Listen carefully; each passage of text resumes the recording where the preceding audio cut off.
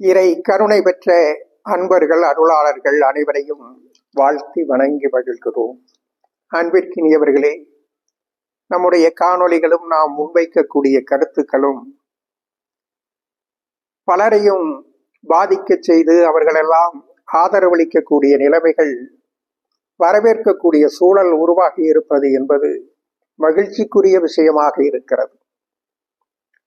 நாம் முன்வைக்கக்கூடிய செய்தி, கருத்து இந்த உலகம் தர்மத்திற்கானது, மனித வாழ்க்கை தர்மத்திற்கானது. மனித வாழ்க்கையில் உயர்ந்த ஆன்மீகமாகவும் உயர்ந்த தர்மமாகவும் இருப்பது அரசியல், அரசு. இந்த தர்மத்தை நிறைவேற்ற ஒவ்வொரு மனிதர்களும் கடமைப்பட்டவர்களாக இருக்கிறார்கள். இந்த தர்மத்தை நிறைவேற்றுகிறவர்கள் புண்ணிய பலனை பெறுகிறார்கள். இந்த தர்மத்திலே இருந்து தவறுகிறவர்கள் பாவத்திலே வீழ்ந்து நரகத்திலே உழல்வது என்பது தவிர்க்க முடியாத ஒன்றாக இருக்கிறது. ஆகவே அனைத்து மனிதர்களும் இந்த உயர்ந்த தர்மத்தை நிறைவேற்றுவதற்கு அர்ப்பணித்துக் கொள்ள வேண்டும் என்று நாம் தொடர்ந்து முன்வைத்து வருகிறோம், தொடர்ந்து வலியுறுத்தி வருகிறோம். இதை பலரும் புரிந்து கொண்டவர்களாக, உணர்ந்து கொண்டவர்களாக வரவேற்று மகிழ்ச்சி தெரிவிப்பது என்பது நம்பிக்கை அளிக்கக்கூடிய செய்தியாகும். அதே சமயத்தில் இத்தோடு நடைமுறை அரசியல் நிகழ்வுகளையும் உட்படுத்தி பலரும் நம்மிடத்திலே கேள்விகள் எழுப்புவதும் கருத்துக்களை எதிர்பார்ப்பதும் வாடிக்கையான ஒரு நிகழ்வாக மாறிவிட்டது. தற்பொழுது விஜய் அவர்களினுடைய கட்சியிலே செங்கோட்டையன் அவர்கள் இணைந்திருப்பதை பற்றிய செய்திகள் தொடர்ந்து பலருடைய கேள்விகளாகவும் எதிர்பார்ப்புகளாகவும் எழுந்திருக்கிறது.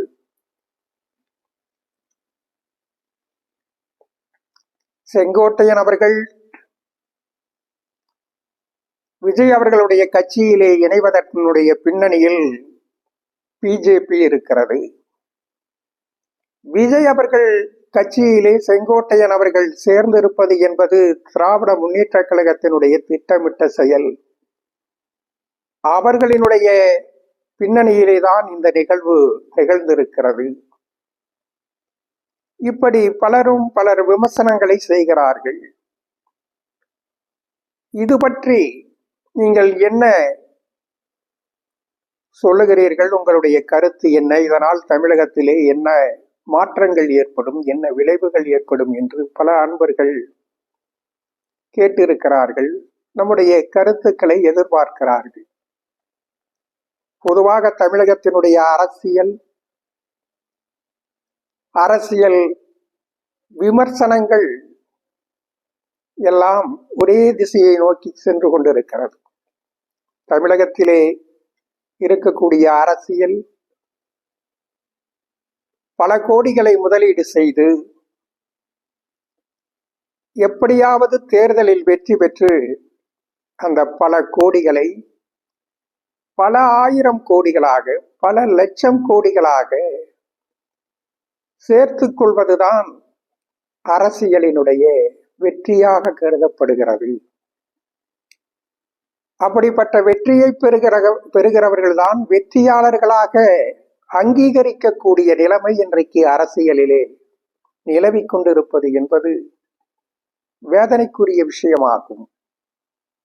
இங்கே விமர்சனம் செய்கின்றவர்கள் கூட நாள்தோறும் தொலைக்காட்சிகளில் விவாதம் நடத்துகிறவர்கள், பத்திரிகைகளிலே விமர்சனம் செய்யக்கூடிய பத்திரிகைகள், சமூக ஊடகங்களிலே விமர்சனம் செய்யக்கூடியவர்கள், கருத்து சொல்லக்கூடியவர்கள் எல்லாம் திராவிட முன்னேற்ற கழகத்திற்கு இத்தனை சதவீத ஓட்டுகள் இருக்கிறது, அவருடைய கூட்டணியிலே இருக்கக்கூடிய காங்கிரசிற்கு இத்தனை சதவீதம், விசிகாவுக்கு இத்தனை சதவீதம், கம்யூனிஸ்டுகளுக்கு இத்தனை சதவீதம், மற்ற கூட்டணி கட்சிகளுக்கெல்லாம் இத்தனை சதவீதம், மொத்தம் திராவிட முன்னேற்ற கழகத்தினுடைய கூட்டணியினுடைய ஓட்டுக்கள் இத்தனை சதவீதம் இருப்பதால் அவருடைய வெற்றி, அந்த வெற்றி பயணம் தொடரக்கூடிய ஒன்றாக இருக்கும் என்று கருத்துக்களை முன்வைக்கிறார்கள். அண்ணா திராவிட முன்னேற்ற கழகத்திற்கு இவ்வளவு சதவீதம் ஓட்டுகள் இருக்கிறது. அவர்கள் பாரதிய ஜனதா கட்சியோடு கூட்டணி வைத்திருக்கிறார்கள். பாரதிய ஜனதா கட்சிக்கு இத்தனை சதவீதம் ஓட்டுகள் இருக்கிறது. அவருடைய கட்சிகளிலே இந்த கூட்டணியிலே இன்னும் பல கட்சிகள் இணைவதற்கு முன்வந்து கொண்டிருக்கிறார்கள். அவர்களெல்லாம் சேருகிற பொழுது இவர்களுடைய கூட்டணியும் வலுவான ஒரு கூட்டணியாக மாறிவிடும். ஆளும் கட்சிக்கு எதிரான மனநிலையிலே இருக்கக்கூடிய ஓட்டுகளும் இவர்களுக்கு சேருகிற பொழுது அண்ணா திராவிட முன்னேற்ற கழகத்தினுடைய கூட்டணி வெற்றி வாய்ப்பை பெறும். இவர்களோடு விஜய் அவர்களும் இணைந்து கொள்வார்கள் என்று சொன்னால் அது அபிரிதமான வெற்றியாக இருக்கும். ஆட்சியிலே அமர்வதும் அரியணையிலே அமர்வதும் தவிர்க்க முடியாத ஒன்றாக இருக்கும் என்றும் விமர்சனங்களை கருத்துக்களை முன்வைக்கிறார்கள். விஜய் அவர்கள் புதிதாக அரசியலிலே களமிறங்கி இருக்கிறார்கள். அவருக்கு அபிரிதமான ஆதரவு இருக்கிறது. ஏராளமான மக்கள் கூடுகிறார்கள். அவருக்கும் 30% 40% ஓட்டுகள் இருக்கிறது. அவர் அரசியல் களத்திலே தேர்தலை சந்திக்கிற பொழுது தமிழகத்திலே பெரும்பான்மையான மக்கள் மாற்றத்தை விரும்புகிறவர்களாக இருக்கிறார்கள். அப்படி மாற்றத்தை விரும்புகிறவர்கள் எல்லாம் விஜய் அவர்களுக்கு ஓட்டளிக்கிற பொழுது விஜய் அவர்களினுடைய வெற்றியை யாராலும் தடுத்து நிறுத்த முடியாது. அவர்தான் அடுத்த தமிழகத்தினுடைய முதலமைச்சராக போகிறார் என்று கருத்துக்களை முன்வைக்கிறவர்களும் இந்த விவாதங்களில், இந்த பத்திரிகைகளில், சமூக ஊடகங்களில் நடைபெற்று கொண்டிருக்கிறது. அதே நேரத்தில் விஜய் அவர்கள் மக்களுக்காக சேவை செய்வதற்காக, தொண்டு செய்வதற்காக அரசியலுக்கு வரவில்லை. அவர் திராவிட முன்னேற்ற கழகத்தினோடு ரகசிய உடன்பாடு வைத்துக் கொண்டிருக்கிறார். எப்படியாவது திராவிட முன்னேற்ற கழகத்தினுடைய வெற்றிக்கு உதவுவதற்காகத்தான் அவர் அரசியல் களத்திலே செயலாற்றி கொண்டிருக்கிறார்.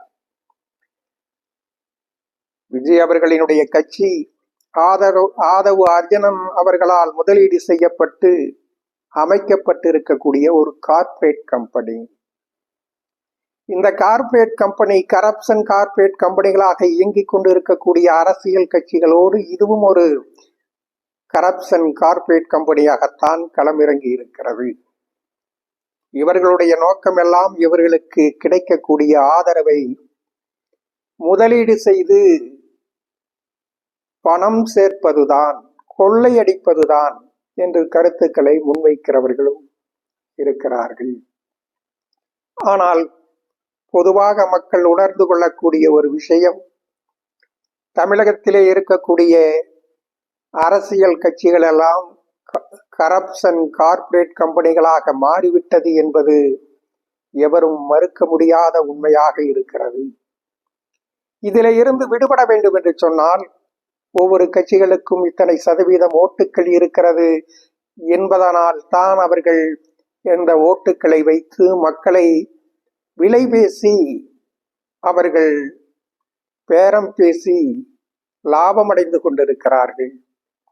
இந்த நிலைமை ஏற்பட்டிருப்பதற்கு காரணம் மக்கள் அரசியல் அடிமைகளாக இருப்பதன் மூலமாகத்தான் இந்த நிகழ்வுகள் நிகழ்ந்து கொண்டிருக்கிறது என்பதை ஒவ்வொரு வாக்காளர்களும் ஒவ்வொரு மக்களும் உணர்ந்து கொள்ள வேண்டும். ஒரு காலத்தில் இந்த தேசம் வெள்ளையர்களினுடைய அடிமையாக 300 ஆண்டுகள் வீழ்ந்து கிடந்தது. விடுதலை பெற்றதற்கு பின்னால் இந்த மக்கள் அரசியல் கட்சிகளினுடைய அடிமைகளாக வீழ்ந்து கிடக்கிறார்கள் என்பதுதான் இன்றைய நிதர்சனமாக இருக்கிறது. இந்த அடிமைத்தனத்திலே இருந்து மக்கள் விடுபடுகிற பொழுதுதான் உண்மையான சுதந்திரம் இந்த மண்ணிலே மலரும் என்பதை நாம் உணர்ந்து கொள்ள வேண்டும். ஒவ்வொரு அரசியல் கட்சிகளுக்காகவும் ஓட்டளிக்கக்கூடியவர்கள், ஒவ்வொரு தலைவர்களுக்காகவும் ரசிகத்தன்மையோடு ஓட்டளிக்கக்கூடியவர்கள் சிந்தித்து பார்க்க வேண்டும். சுயமாக சிந்தித்து தர்மத்திற்காக ஓட்டளிக்கக்கூடிய மனிதர்களாக மாற வேண்டும். நீங்கள் எந்த அரசியல் கட்சியை சார்ந்தவர்களாக இருந்தாலும், உங்களுடைய கட்சியின் சார்பாக நிறுத்தப்படக்கூடிய வேட்பாளர்களாக இருந்தாலும், அவர்கள் மக்களுக்கு தூய்மையான சேவை செய்யக்கூடிய வாய்ப்பு உள்ளவர்களாக இருந்தால் மட்டுமே நீங்கள் அவர்களுக்கு ஓட்டளிக்க வேண்டும். இல்லை என்றால் தெய்வதாட்சிணியம் இல்லாமல் நிராகரிக்க வேண்டும். இதுதான் ஒவ்வொரு மனிதனினுடைய ஆன்மீக அரசியலின் அரசு தர்மமாக இருக்கிறது. இந்த தர்மத்தை நிறைவேற்றுவதற்கு ஒவ்வொரு வாக்காளர்களும் முன்வர வேண்டும். மக்களுக்காக சேவை செய்யாதவர்கள் மக்களை சந்திக்க முடியாது என்கிற சூழலை மக்கள் உருவாக்க வேண்டும்.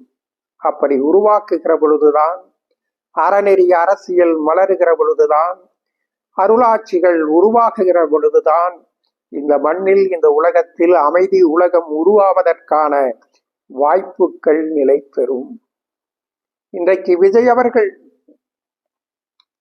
அரசியலிலே களமிறங்கி இருக்கிறேன் என்று அவர் இங்கே கால் பதித்திருப்பது உண்மையிலேயே அவர் மக்களுக்காக தொண்டும் சேவையும் செய்வதற்காகத்தான் அரசியலிலே களமிறங்கி இருக்கிறாரா, அல்லது சில விமர்சகர்கள் முன்வைப்பதை போன்று ஆதவ அர்ஜுனா அவர்கள் முதலீடு செய்து பல கோடிகளை முதலீடு செய்து கார்ப்பரேட் கம்பெனியாக துவக்கி இருக்கிறாரா என்பதை தெளிவுபடுத்துவதற்கு அவர் கடமைப்பட்டவராக இருக்கிறார். உண்மையிலேயே மக்களுக்கு நன்மை பயப்பதற்காகத்தான் அவர் அரசியலிலே களமிறங்கி இருக்கிறார் என்று சொன்னால் அவர் பகிரங்கமாக அறிவிக்க வேண்டும்.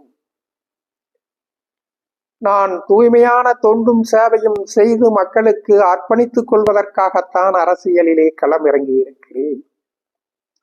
வருகின்ற தேர்தலில் எங்களுடைய கட்சியின் வேட்பாளர்களாக நிறுத்தப்படக்கூடியவர்கள் நான் உட்பட அனைவரும் மக்களுக்காக தூய்மையான தொண்டும் சேவையும் செய்து அர்ப்பணித்து கொண்டு தியாகம் செய்யக்கூடிய தகுதியும் வாய்ப்பும் உள்ளவர்களை மட்டுமே எங்களுடைய வேட்பாளர்களாக தேர்தலிலே நிறுத்துவோம். இதை நடைமுறைப்படுத்தி தர்மத்திற்கான ஆட்சி, அரசாட்சி உருவாவதற்கு நாங்கள் அர்ப்பணித்துக் கொள்வோம் என்று அவர் பகிரங்கமாக அறிவிக்க வேண்டும்.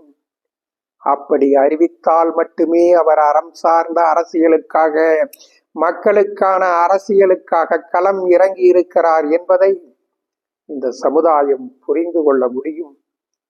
இல்லை என்று சொன்னால் செங்கோட்டையன் போன்றவர்கள் இணைவதனால் மட்டுமோ, வேறு எவர் அந்த கட்சியிலே சேர்வதனால் மட்டுமோ தமிழகத்திலே எந்த விதமான மாற்றங்களும் உருவாவதற்கு வாய்ப்பு இல்லை. இங்கே இருக்கக்கூடிய கரப்ஷன் கார்ப்பரேட் கம்பெனிகளாக இயங்கிக் கொண்டிருக்கக்கூடிய அரசியல் கட்சிகளினுடைய கலாச்சாரங்கள் மாறி அறம் சார்ந்த அரசியலுக்கான பாதைகள் உருவாக வேண்டும். இது நிறைவேற வேண்டும் என்று சொன்னால் அரசியலிலே இருக்கின்றவர்களும் ஓட்டளிக்கக்கூடிய மக்களும் தர்மத்திற்காக செயல்படுகின்றவர்களாக அறம் சார்ந்த அரசியலுக்கும் அருள் சார்ந்த அரசும் உருவாவதற்கு தர்மத்தோடு செயல்படக்கூடியவர்களாக தங்களை அர்ப்பணித்துக் கொள்ள வேண்டும். அப்படி அர்ப்பணித்துக் கொள்ளுகிறவர்கள் புண்ணிய பலனை பெறுவார்கள். அனைவரும் புண்ணிய பலனை பெறக்கூடிய வகையில் தர்மத்திற்காக அர்ப்பணித்துக் கொள்வதற்கு முன்வாருங்கள். பரிபூரண நல்லாசிகள்.